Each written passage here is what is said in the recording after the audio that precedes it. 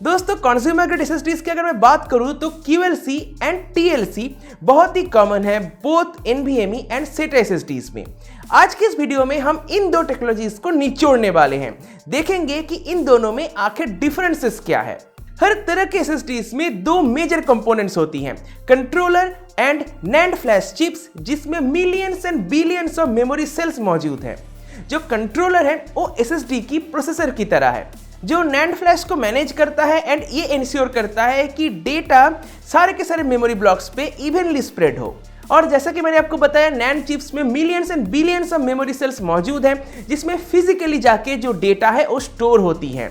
And depending upon the cost, life expectancy and performance, 4 तरह के memory cells आज की डेट में मार्केट में अवेलेबल है, या फिर यूं कह लो 4 तरह के NAND चिप्स मार्केट में अवेलेबल है, SLC, MLC, TLC and QLC। SLC and MLC flash chips की अगर मैं बात करूं तो बहुत ही ज़्यादा एक्सपेंसिव है।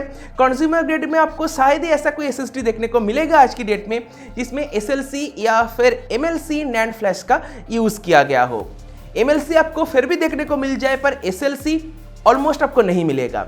जनरली ये सर्वर्स में या फिर इंडस्ट्रियल ग्रेड में ही यूज़ होती हैं, और कंज्यूमर ग्रेड में जो कॉमन है वो है TLC एंड QLC। अब एक ही बात को मैं वापस से दोहराने वाला हूं, एसएसडीज में NAND चिप्स का यूज होती हैं, एक होता है या फिर 2-3 भी यूज किया जाता है depending upon the SSD, depending upon the manufacturer.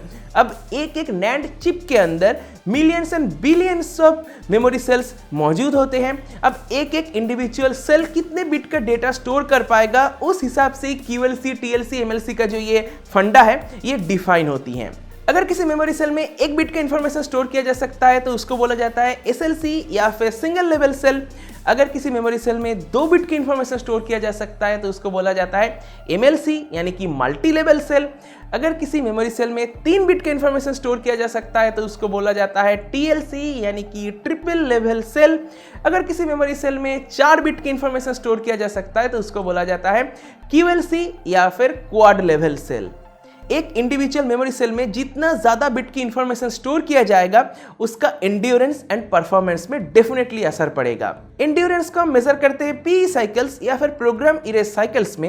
SLC के साथ ये वैल्यू है 100,000 यानी कि 1 लाख। MLC के साथ यही वैल्यू रिड्यूस होकर हो जाती है 3,000 to 10,000। TLC के साथ ये वैल्यू और रिड्यूस होकर हो जाती है 1,500 to 2,000, और QLC के साथ सबसे कम 300 to 1,000। दोस्तों एक मेमोरी सेल की PE साइकिल जितना कम होगा उसका लाइफ भी उतना ही कम होगा, मतलब उसमें आप उतना ही कम बार डेटा राइट कर पाओगे। रीड आप जितना बार चाहे कर सकते हो, पर राइट आप उतना ही कम बार कर पाओगे। और जो ये वैल्यूज मैंने आपको बताया है ये सब 3D NAND के साथ एप्लीकेबल है। अब 3D NAND क्या है वो भी मैं आपको समझा देता हूँ। दोस्तों मैंने अभी तक आपको मेमोरी सेल्स का कॉन्सेप्ट बताया। अब जो NAND चिप है यानी कि ये, इसमें जो मेमोरी सेल्स की अरेंजमेंट होगी, जो फिजिकल अरेंजमेंट होगी वो कैसे होगी। जो 2D NAND है इसमें cells side by side horizontally place किया जाता है। अब इससे आती है कुछ प्रॉब्लम्स। 2 डायमेंशनल स्ट्रक्चर में सबसे बड़ा दिक्कत यही होगी कि एक हाई कैपेसिटी NANड चिप को फैब्रिकेट करना इसके जरिए पॉसिबल नहीं होगा। अगर NANड चिप का साइज बड़ा भी बना दे तब भी उसमें एफिशिएंसी एंड रिलायबिलिटी की प्रॉब्लम्स आएगी। अगर NANड चिप का साइज सेम रखा जाए पर उसके अंदर की मेमोरी सेल्स को छोटा बना दिया जाए तब भी प्रॉब्लम होगा। जो एक इंडिविजुअल सेल्स है वो उतना रिलायबल नहीं रहेगा, वो उतना एफिशिएंटली काम नहीं कर पाएगा, कुछ शॉर्ट हो जाएगा, मे बी उसमें डेटा स्टोर ना हो पाए या फिर डेटा एक पर्टिकुलर मेमोरी सेल से करप्ट कर जाए।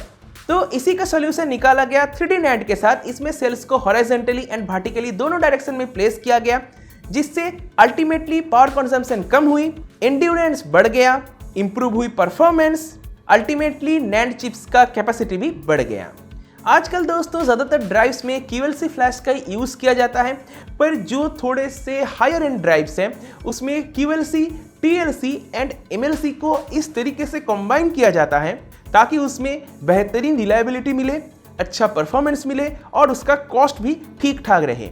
एंड डेफिनेटली कुछ ऐसे ड्राइव्स भी आपको मार्केट में मिल जाएगा जिसमें पूरी तरीके से TLC फ्लैश का यूज़ किया गया है, जो डेफिनेटली QLC से ज़्यादा रिलायबल है पर उसका कॉस्ट भी ज़्यादा होगा। मेमोरी सेल्स की ये जो डिफरेंट टेक्नोलॉजीज हैं इसमें 2 ही इश्यूज हैं। सबसे पहला, आप जितना बढ़िया सेल लोगे उतना ही उसका कॉस्ट बढ़ेगा। दूसरा, जितना आप सस्ता सेल लोगे उसका रिलायबिलिटी कम होगा, तो उसका एंड्योरेंस कम हो जाएगा, यानी कि उसका पी साइकिल्स कम हो जाएगा, जिससे इंपैक्ट पड़ेगा TBW में, यानी कि टेराबाइट रिटर्न। अब TBW क्या है? TBW बेसिकली मैन्युफैक्चरर्स मेंशन कर देते हैं अपने प्रोडक्ट में, अपने SSD में, कि ये जो पर्टिकुलर SSD है इसमें इतना टेराबाइट की डेटा ही राइट किया जा सकता है, रिलायबली राइट किया जा सकता है, इसके ऊपर भी SSD चल सकता है, पर यही इसका सेफ लिमिट है। जैसे कि सैमसंग की आप इस पर्टिकुलर मॉडल के लिए जो TBW है वो आप देख सकते हो। अब एक और बात, एज ए कंज्यूमर आपको कैसे पता चलेगा कि इस पर्टिकुलर SSD में TLC फ्लैश का यूज़ किया गया है और इसमें QLC फ्लैश का यूज़ किया गया है? देखिए, जनरली आज की डेट में जितने भी SSDs मार्केट में मिलते हैं उसमें QLC फ्लैश का ही यूज़ किया जाता है, पर जिनमें TLC फ्लैश का यूज़ किया जाता है उसमें जनरली मैन्युफैक्चरर्स ये बात मेंशन कर देते हैं। अगर मेंशन नहीं है तो आप TBW को देख के भी पता लगा सकते हो।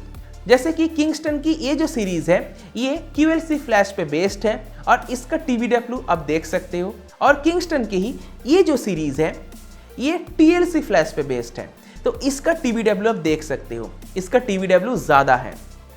एंड ऑब्वियसली अगर मैं प्राइस को कंपेयर करता हूं तो जिन SSDs में TLC फ्लैश का यूज़ किया गया है वो ज़्यादा एक्सपेंसिव है। तो ये तो गया रिलायबिलिटी की बात, एंड्योरेंस की बात। अगर मैं परफॉर्मेंस की बात करूं तो TLC एंड QLC में आज की डेट में बहुत ज़्यादा डिफरेंस आपको देखने को नहीं मिलेगा। कुछ केसेस में, कुछ पर्टिकुलर SSDs में ऐसा हो सकता है कि जिनमें QLC फ्लैश का यूज़ किया गया है उसमें read write respectively 500 Mbps and 480 Mbps देखने को मिल जाए, एंड जिसमें TLC का यूज़ किया गया है उसमें read write speed 550 Mbps and 520 Mbps के आसपास देखने को मिल जाए। अब मैन्युफैक्चरर टू मैन्युफैक्चरर ये डिफरेंस अलग अलग हो सकती हैं। कुछ ऐसे भी आपको SSDs देखने को मिल सकता है, एक में QLC है और एक में TLC है, पर दोनों में जो परफॉर्मेंस है वो ऑलमोस्ट इक्वल आपको मिलेगा। तो परफॉर्मेंस में दोनों में ज़्यादा कोई अंतर नहीं है, पर रिलायबिलिटी में, एंड्योरेंस में डेफिनेटली है, जैसा कि मैंने आपको बताया।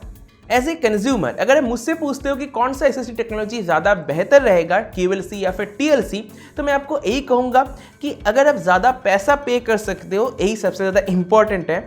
उसके साथ आपको चाहिए रिलायबिलिटी, आप चाहते हो कि आपका डेटा ज़्यादा दिन के लिए सिक्योर रहे, तो आप TLC के साथ जाइए। पर अगर आपके पास उतना पैसा नहीं है, आप हाई स्टोरेज डेंसिटी चाहते हो, मतलब चाहते हो कि कम पैसे में ज़्यादा से ज़्यादा स्टोरेज मुझे मिले और रिलायबिलिटी आपके लिए मैटर नहीं करता, तब आप QLC के साथ जा सकते हो। प्राइस डिफरेंस मैंने आपको तो बता ही दिया है। तो बस दोस्तों, यही गया QLC एंड TLC के बीच में एक छोटा सा डिफरेंस। अब आपको चूज करना है कि कौन सा SSD आप लोगे, ये मैं आपके ऊपर छोड़ रहा हूं। आप मुझसे कमेंट सेक्शन में डिस्कस कर सकते हो आपको जो सही लगता है, और मैं भी आपके क्वेश्चन की जवाब देने की पूरी कोशिश करूंगा।